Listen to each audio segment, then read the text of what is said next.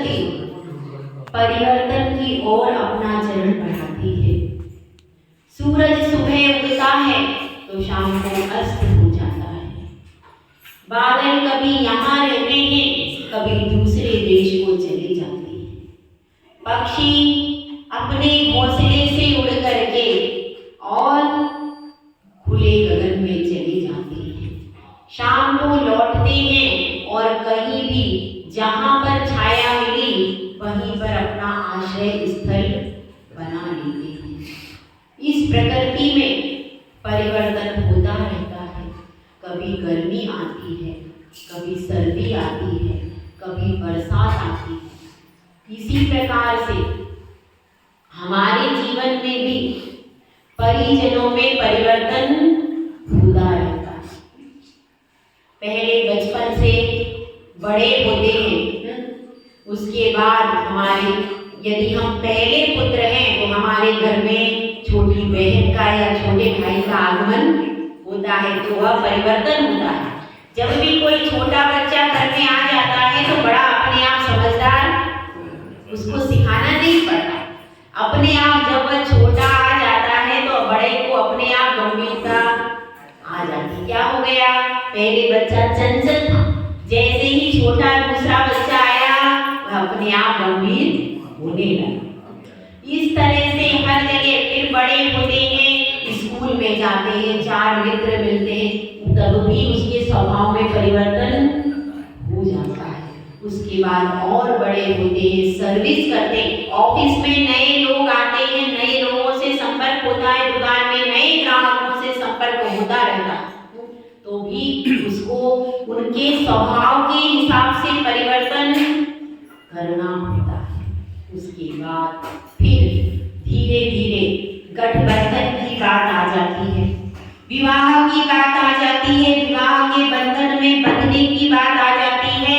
तब विवाह केवल 2 व्यक्तियों का आपस में मिलन या समागम नहीं है।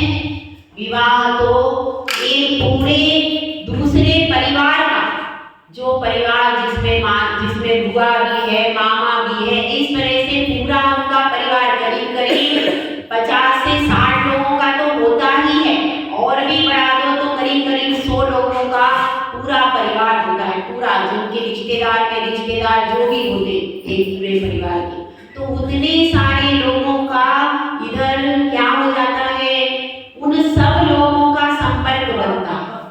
अकेले 2 व्यक्तियों का नहीं है गठबंधन, वह तो पूरे 2 परिवारों का परस्पर में सबका मिलन होता है, सबकी मैत्री भाव होता है और समाज में संगठन मजबूत बनता है। जो परिवार पहले आपके संपर्क में नहीं था, लेकिन विवाह होने के बाद वह पूरा परिवार आपसे जुड़ गया, अब उससे और भी ज्यादा गहरे संबंध होंगे कि नहीं? हो जाएंगे। अब उसके सुख दुख को आप अपना सुख दुख मानोगे कि नहीं? मानोगे। यदि उस पर कभी विपत्ति आ रही है तो आप धन से, तन से, मन से कैसे भी उस पूरे परिवार को सहायता करने के लिए पहुंचोगे। उनके परिवार के किसी भी 100 व्यक्तियों का समुदाय है, उस 100 व्यक्तियों के समुदाय में भी यदि किसी पर विपत्ति आती है और आपको सूचना मिलती है तो आपका क्या कर्तव्य है? यही कर्तव्य है, कैसे भी करके उनको समझाकर, बुझाकर, धन आदि की सहायता देकर के घरों में स्थित करो। यह होता है विवाह, इसको कहते हैं गठबंधन। ऐसा नहीं कि भाई हम तो कन्या लेकर के आ गए, अब हमें क्या मतलब, उनका परिवार कुछ भी करे, ऐसा नहीं होता है। विवाह का मतलब है अब आपकी जिम्मेदारी बढ़ गई है। अब आपके साथ 4 व्यक्ति, अगर आप परेशानी में पड़ते हो, 4 व्यक्ति और आपके साथ में खड़े हैं। वह जो संबंध बनना है, संबंध केवल 2 व्यक्तियों का नहीं है, संबंध पूरे के पूरे। इसीलिए लोग पूरे परिवार खानदान को देख करके विवाह करते थे। पहले लड़की को ज्यादा नहीं देखा जाता, लड़की के गुण में क्या देखा जाता, केवल धार्मिक होना चाहिए और संस्कारी होना चाहिए, विनयवान होना चाहिए, केवल इतने ही गुण देखे जाते थे। रूप आदि को देखा नहीं जाता, खानदान देखा जाता था, इसका खानदान खानदान कैसा है, इसके परिवार में कैसा चल रहा है, यह देखा जाता था। तो वह पूरे परिवार का, पूरे जो समुदाय है, उस पूरे समुदाय का संबंध हमारे साथ होता है। अब इसका मतलब है, क्योंकि एक समधियाना बोल बनता है, उस समधि का मतलब क्या होता है? जिनकी बुद्धि समान है उसको कहते हैं सम यानी समान, धी यानी बुद्धि। जिनकी परस्पर में बुद्धि समान है उसको कहते हैं समधि। तो उनका परस्पर में इसी तरह से कि अब हम दोनों समान हो गए, हम और तुम सुख दुख में सहभागी होंगे। कोई भी विपत्ति आए और हम समान रूप से समोसरण में जाएंगे, जिन धर्म का पालन, समान रूप से सम्यक दर्शन का पालन, ये होता है समधि। सम्यक दर्शन, जिसकी बुद्धि में सम यानी समोसरण है, जिसकी बुद्धि में सम्यक दर्शन है, वह है समधि। आप लोग हो कि नहीं बताओ, हो कि नहीं? थोड़ा सा अपना विचार करना। परिवर्तन हो रहा है, तो यहाँ से भी थोड़ा सा परिवर्तन की सूचना हमको गुरु के चरणों से मिली है। और शिष्य का प्रथम कर्तव्य यही होता है कि गुरु के आदेश का पालन करे। होता है कि नहीं?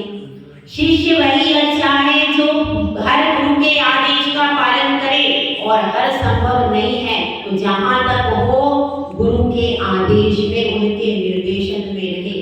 क्योंकि शिष्य की दीक्षा भी कब पलती है? जब वह गुरु की आज्ञा का अनुसरण करता है। तो गुरुदेव के पास से हमारे लिए आदेश आया है। हमारे पास भी लोग निवेदन के लिए आए थे, कलिंगरा के कई बार लोग निवेदन के लिए आ चुके हैं। उनका चातुर्मास करवाने का विचार था, तो फिर गुरुदेव ने परतापुर की आज्ञा दे दी, तो हम वहां आ गए। इसके बाद भी वो लोग आ गए, दोबारा आए हैं यहाँ पर, तो हमने गुरुदेव के पास अनुमति लेने के लिए भेजा था कि 15 भी हो।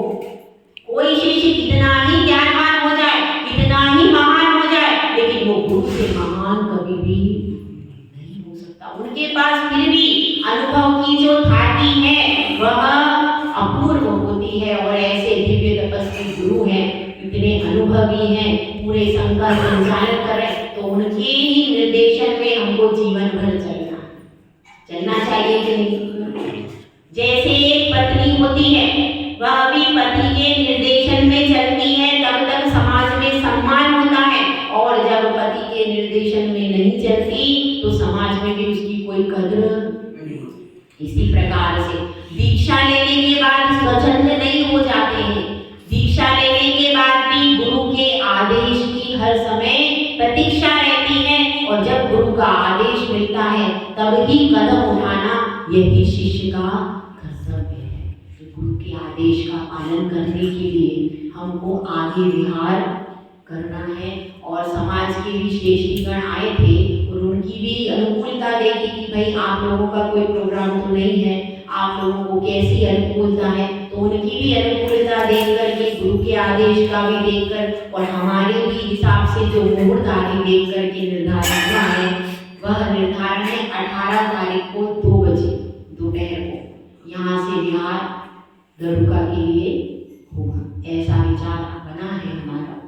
और कोई विशेष परिस्थिति होती है, किसी का अंतराय आदि हो जाता है, तो उस हिसाब से एक दिन आगे पीछे हो सकता है, लेकिन अभी पूरी संभावना है 18 तारीख को बिहार की।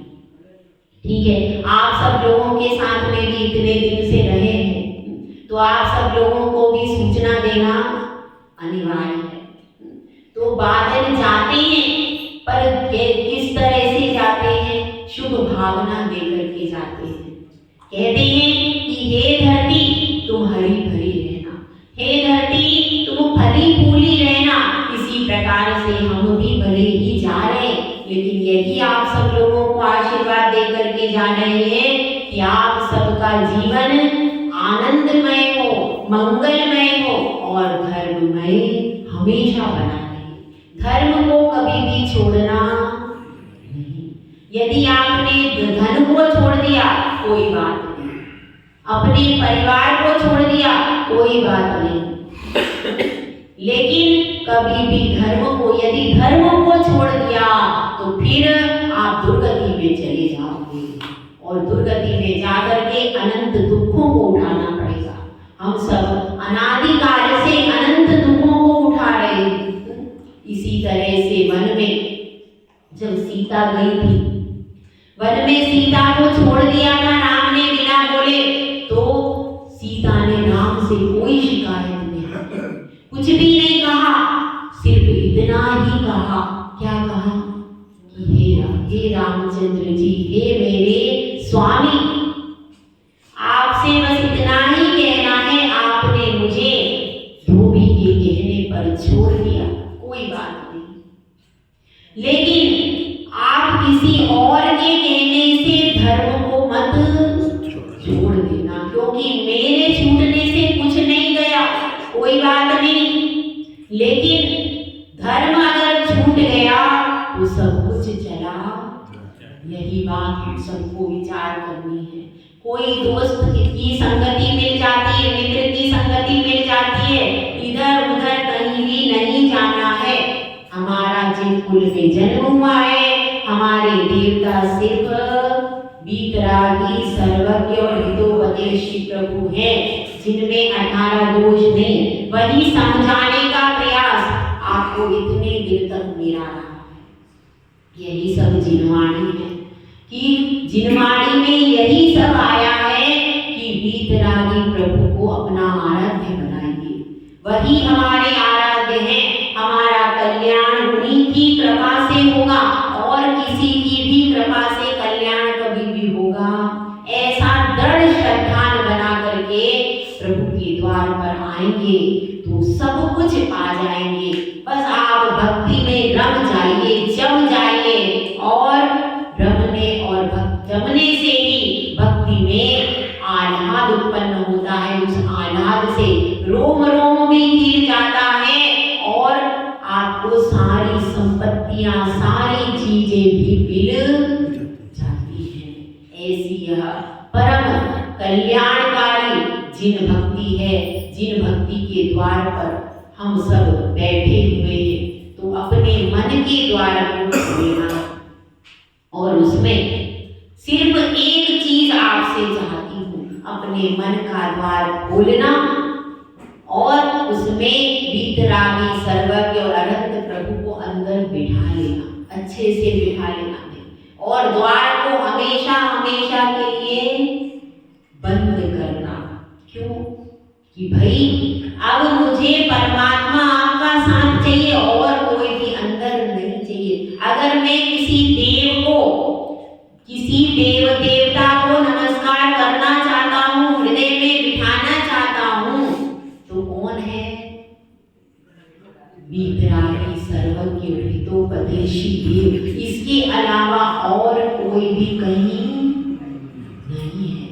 और किसी को मुझे अपना आराध्य बस इतना ही करना, इतना ही आपने कर लिया तो ये समझ लीजिए कि आपने सम्यक दर्शन की भूमिका अपने भीतर तैयार कर ली है। वही प्रभु हैं, उनका स्वरूप देखिए, तब अपने स्वरूप को भी निरखिए कि मैंने एक एक कदम करके वीतरागता की तरफ चलूं, मैं एक एक कदम करके सर्वज्ञता की ओर चलूं। 100 कदम यदि विपरीत मार्ग पर जा रहे हैं तो वे 100 कदम होकर के भी कभी मंजिल तक नहीं पहुंचेंगे। लेकिन मंजिल की ओर आपने आज यदि एक कदम भी बढ़ा दिया तो एक ना एक दिन आप उस बहुत दूर मंजिल की ओर चले जाओगे। तो हम सब यही पुरुषार्थ करें। सबके लिए बहुत बहुत आशीर्वाद है। सब लोग अपने जीवन में उन्नति के पद पर चले, ऊंचे ऊंचे पदों का स्पर्श करें, लेकिन साथ ही सर्वोच्च पद का भी स्मरण रखें। अपने जिनकुल के गौरव को नहीं छोड़ना भाई। जब भी आप विवाह आदि करो तो जिनकुल में ही करना है। जिनकुल के बाहर विवाह आदि संस्कार, अपने बच्चे जब भी बाहर जाएं उनको सबसे पहला नियम कि आपको विवाह जिनकुल में ही करना है और अपने शील को सुरक्षित, यही नियम